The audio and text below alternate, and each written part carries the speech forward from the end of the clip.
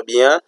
Aujourd'hui, c'est un lundi. Je dis déjà bon début de la semaine aux traders, bon début de la semaine à tout le monde.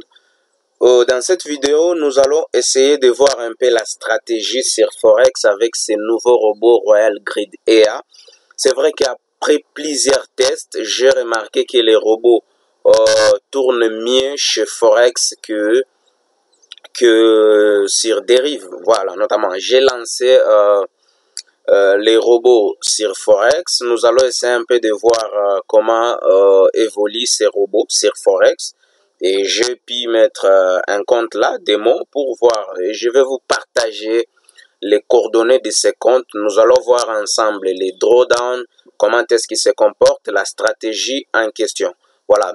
Si tu es encore nouveau sur cette chaîne, n'oublie pas de s'abonner sur ma chaîne, cliquez sur le bouton notification pour ne pas rater d'autres vidéos. Mais avant tout, je vais vous montrer comment est-ce que j'utilise les robots actuellement, les Royal Grid EA.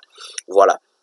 Voici comment est-ce que je l'utilise. Premièrement, les robots ouvrent des positions en fonction, toujours avec l'indicateur technique Market Reversal. Ça, c'est vrai. Après avoir touché cette partie-là, maintenant, je combine les signaux du robot, mais avec une stratégie aussi simple que ça, avec ce qu'on appelle les sentiments interjournaliers combinés. Donc ça, c'est un site, je vais vous partager aussi cela, et vous allez voir que ça marche aussi pas mal.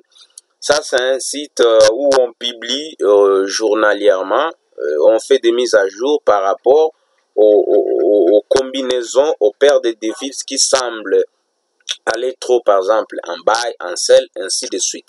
Je vais vous donner quelques informations concernant les sentiments interjournaliers combinés. Voilà, les informations présentées ici sont une combinaison du positionnement de l'engagement des commerçants COT et du sentiment des détails pour vous donner un biais directionnel pour les transactions interjournalières à moyen terme. Idéalement, vous devriez chercher à ne prendre que des transactions conformes aux grandes institutions COT et contre les sentiments détaillants pour donner la meilleure probabilité que les transactions évoluent dans votre direction. Voilà, on peut voir un peu ces transactions-là. Et je vais aller un peu plus bas. Vous allez voir que on donne, par exemple, CHF JPY, il a 96% déjà, voilà, et 4% de ces 96% ou 80, quoi, qu'est-ce qu'on dit là? 96% en cours et 4% en long. Voilà. Ce qui m'intéresse plus, c'est les sentiments vente au détail. Et à ce niveau-là, on peut voir les symboles et les directions. On dit symbole, direction, court, long et puis les billets. Vous voyez ici CHF JPY. Donc, il y a plus de probabilités ces derniers temps d'acheter sur ces paires-là. EuroCAD, vous avez plus la probabilité d'acheter cela parce que court est déjà à 93. Vous voyez déjà ici GBP-NZ et tout consort. Si vous défilez un peu plus bas, vous allez voir les paires avec lesquelles il y a plus de probabilités pour faire les sels. Donc, sur base de ces paires ici que je vais me référer et les mettre sur les graphiques MT5 pour pouvoir trader avec les robots Royal Grid.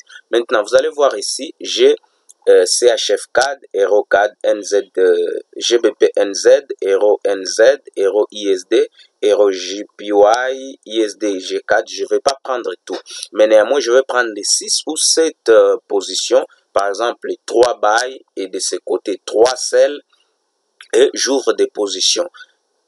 Vous allez maintenant, je vais vous montrer au niveau du VPS que j'ai GPY, CHF JPY, j'ai Euro JPY, j'ai AOD CHF, j'ai ISD CHF, CAD CHF, AOD CAD et puis Euro ISD. Ben, vous allez voir à ce niveau-là, je suis avec drawdown demo 8 et ça marche parfaitement jusque là parce que j'ai débuté la semaine passée. Les résultats sont aussi pas mal et je vais vous partager les coordonnées de ces comptes. Nous allons voir ensemble l'évolution, comment est-ce que ça marche, et puis nous saurons quoi juger parmi cette stratégie. Voilà, c'était une question de vous montrer de la manière que j'utilise actuellement Royal Grid sur Forex. Donc dans ce sens-là, les sentiments interjournaliers nous permettent d'avoir un billet directionnel, c'est-à-dire nous voyons déjà les billets directionnels pour CHF JPY, c'est les buy. Donc vous allez voir ici que j'ai désactivé les sell. Donc pour CHF JPY, j'ai mis que buy, trade buy et no trade sell. Donc lui, il va s'orienter qu'avec des buy parce qu'on a déjà les billets directionnels qui est des buy. Et maintenant pour l'autre cas ici, vous allez voir que je vais vous montrer de l'autre côté.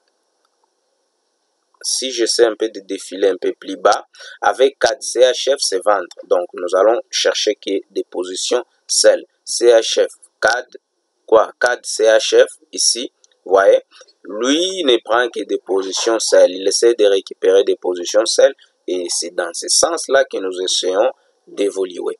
Voilà, c'était tout comme explication. Vous montrer un peu les détails de ces robots, de la manière où j'essaie de combiner ou d'utiliser les robots en question.